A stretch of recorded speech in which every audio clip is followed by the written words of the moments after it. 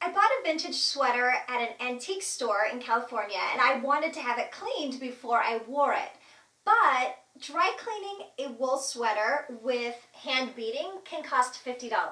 And I didn't even pay $50 for the sweater, so I thought I'm just going to hand wash it myself. So let me tell you how you can hand wash your sweaters at home and save yourself a lot of money. The first thing you want to do is check on the label. This one is 100% wool, so you do not want to put it in the dryer or you will have a baby sweater. But it's a vintage label, so there aren't washing instructions, but I know that if I use a very mild soap, like a Castile soap, and I love the peppermint smell, or Mrs. Meyer's is a mild detergentless soap, and that's what you really want.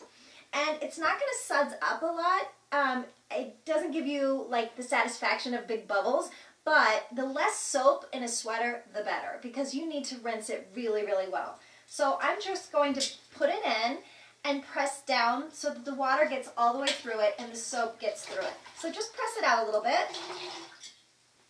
And this is lukewarm water. Don't want to use hot water on wool.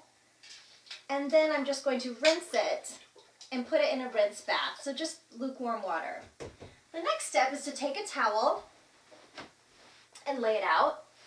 And once you've pressed all the water out, and once again, I'm just freshening up the sweater. So it wasn't dirty, just needed to be freshened up. I'm going to, once again, squeeze out the water, being careful not to snag the sweater itself on the beading. And it looks like a lot of trouble, but it really isn't. And not everything you have needs to be hand washed.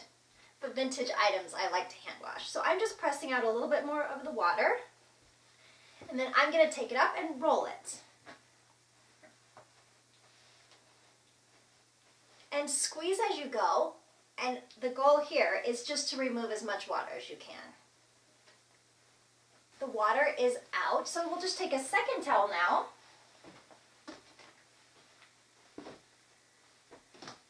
And I like to use something like this. Like this just came from my Alpha system. It's just part of the drawer. But it's kind of a mesh basket, and it just keeps the air flowing through it.